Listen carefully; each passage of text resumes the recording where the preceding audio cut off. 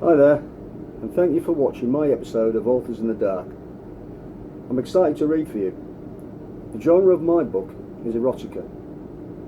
Be advised, this book does contain foul language and graphic sexual content. I would like to thank Chris Genovese for giving me the opportunity to showcase some of my work. And without further ado, let's get on with it. Welcome aboard, my little toy. This was acquired by my husband as payment of a debt. Would you like a glass of champagne? She asks, as if it is most of the normal thing in the world. I would love one. My reply is timid. I am still confused, taking in my surroundings. Savannah steps out of sight into the bowels of the boat, before returning with an ice bucket containing a magnum of champagne and 2 glasses. She pours me a glass, her eyes never leaving mine. A wicked grin spreads across her ruby red lips. Passing me the glass, she moves a step closer and clinks her glass with mine. Bottoms up. Shlanta. I give the Gaelic reply to the toast, wishing her good health.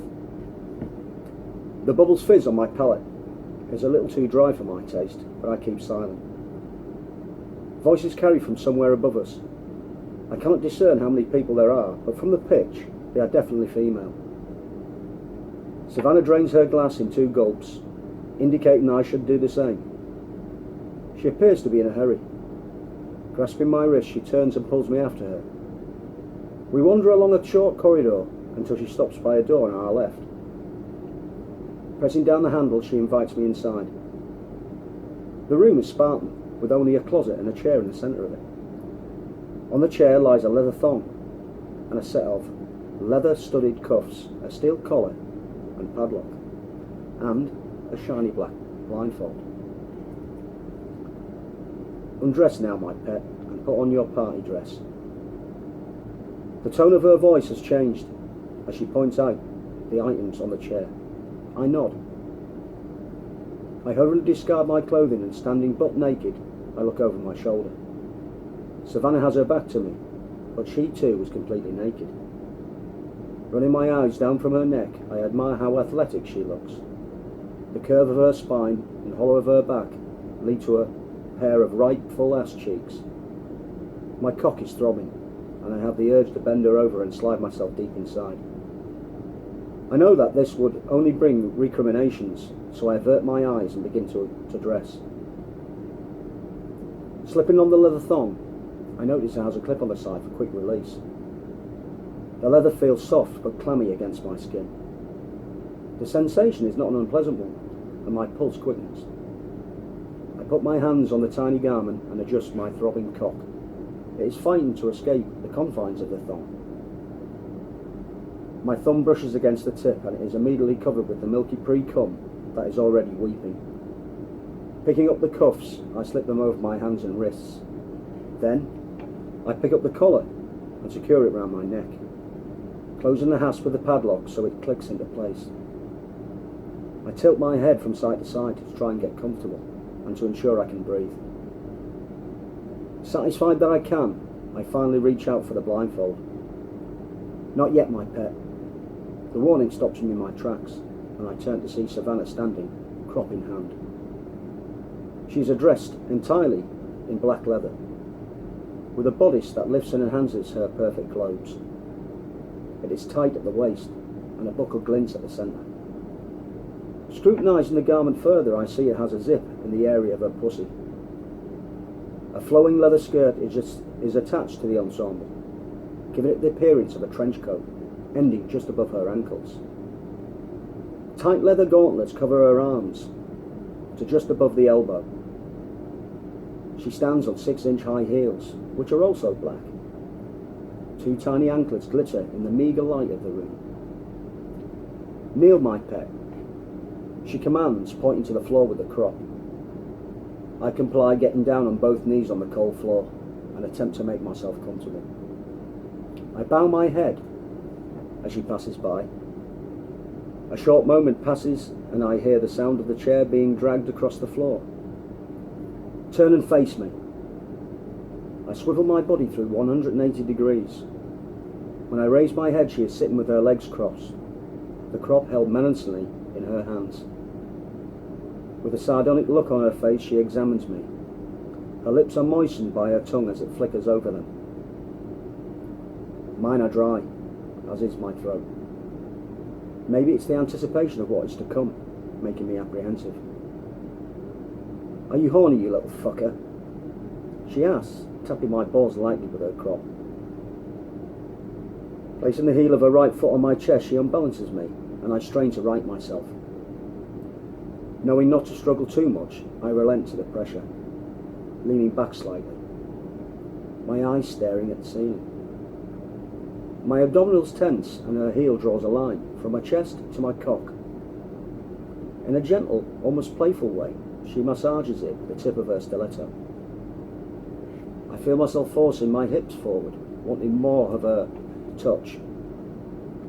Right, this is what is going to happen. She pauses for a brief moment before continuing. In a moment I want you to put on this blindfold. You will not take it off unless I instruct you. For the next hour or so you will obey only my voice. Is that understood? I simply bow my head in submission. Although my nerves have returned, I am strangely turned on by the whole thing. Standing, she places the blindfold around my face, and all light is extinguished. Clutching the padlock at the centre of my collar, she raises me from the floor. I sway slightly until I regain my balance. A jerk on my neck catapults me forward. I stumble with my hands outstretched. The sound of the door opening then closing behind me makes me jump. I have no idea where we're being taken. Disorientated as she pulls me roughly along what I assume is a corridor, we enter. We entered from the moment earlier. The sound of giggling, excited female voices growing louder. Our journey is suddenly halted, and the creaking sound ends with a dull thud. Again I am pulled forward a few paces before the pressure on my throat is released. Every sense has been heightened as I listen for any sound that could aid me in working out how many people are present in the room. It fell silent as soon as I heard the thud. A heavy mixture of very strong, expensive perfumes is pervasive when I sniff the air. Just as I am beginning to calm down a little, the sound of heavy metal music startles me. I can feel the bass from the music beating against my chest. The silky touch of fingers against the skin of my hip makes me flinch. With a sharp tug on the quick release, my thumb is jerked away. I sigh as my cock is released, springing free of its confines. The warm air of the room circulating around my balls is liberating. The sensation of strong, firm hands around my shaft cause me to lick my lips. With a gentle pumping motion, they ease up and down my dick. I feel what I can only assume is a thumb, making circular motions on my tip, and I squeeze my legs together. Already I can feel my seed boiling in my sack, urging to be released. A wet tongue licks up the length of my shaft. To my astonishment, I feel another at the base of my balls. Lips kiss them gently before taking them in a warm, luscious embrace. I send my mind elsewhere, anything to avoid thinking of what is happening, so I don't come too quick. That, I am sure, would have dire consequences. Pebbled nipples are pressed against my back, soft downy hair forcing against my ass cheeks. There have to be at least 3 people, I think to myself. I am distracted as my head is forcibly tilted to one side, and teeth bite down at the base of my neck. I moan out loud at the sweet pain. Just as my moaning subsides, my cock is taken in someone's mouth, and I feel lips against the base. The tip makes contact with the back of the throat, and I murmur out loud. God, yes, I exclaim, unable to contain myself. A sharp sting across my bared ass cheeks makes me bend forward in pain. I didn't say you could speak, and you won't come until I tell you. The stern voice of my employer hisses in my ear. Yes, mistress. The moisture surrounding my dick is replaced by the air of the room, instantly cooling it, only to be replaced by an even hungrier mouth, sucking and releasing me in frantic movements. up and down my shaft. I again set my mind into another place, banishing the overwhelming urge to empty my balls. The stinging sensation on my ass, still fresh in my thoughts, gives me focus. Fingers tussle my hair until they catch hold of the fastening of the blindfold. In one swift movement, it's pulled away. I squint in the harsh light of the room, trying to adjust to the brightness. I make a quick assessment of the place. To say it is opulent is an understatement. Fur rugs line the shiny wooden floor. Brown leather Chesterfield sofas are arranged around it. Dropping my head onto my chest, I look down into a pair of eyes. Sparkling sapphire blue, the other deepest brown. The blonde with the blue eyes is hungrily devouring my cock, while the brunette with brown eyes sucks on my balls. They don't halt in their ministrations. In fact, their eagerness to empty me increases. That's enough, Felicity. You can stop there. I don't want you swallowing his cum just yet. Get on all fours with your ass in the air. Savannah taps the blonde on the shoulder with her crop. She lets my dick spring free from her mouth, an almost disappointing look on her face.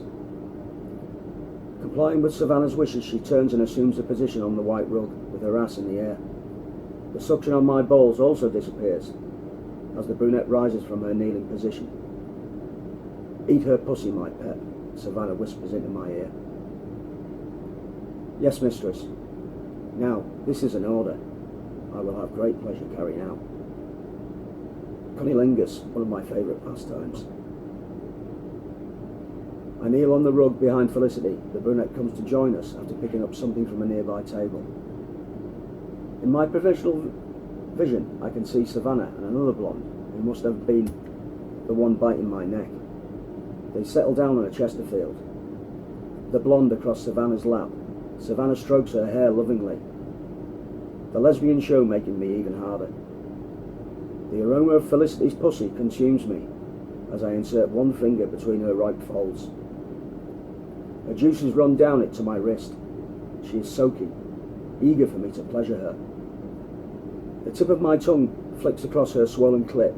She writhes under its touch as my fingers delve in and out of her, hitting the back of her pussy on her sweet spot, and lingering a short while before repeating the action. Well, Chris told me not to go over 10 minutes, so I'll have to stop there. If you like what you've heard, please click the link below the video so you can see who I am and which book I was reading. I'd love it if you pick up a copy of my book, read and review it, and I'd like to say thanks once again for watching me on Authors in the Dark.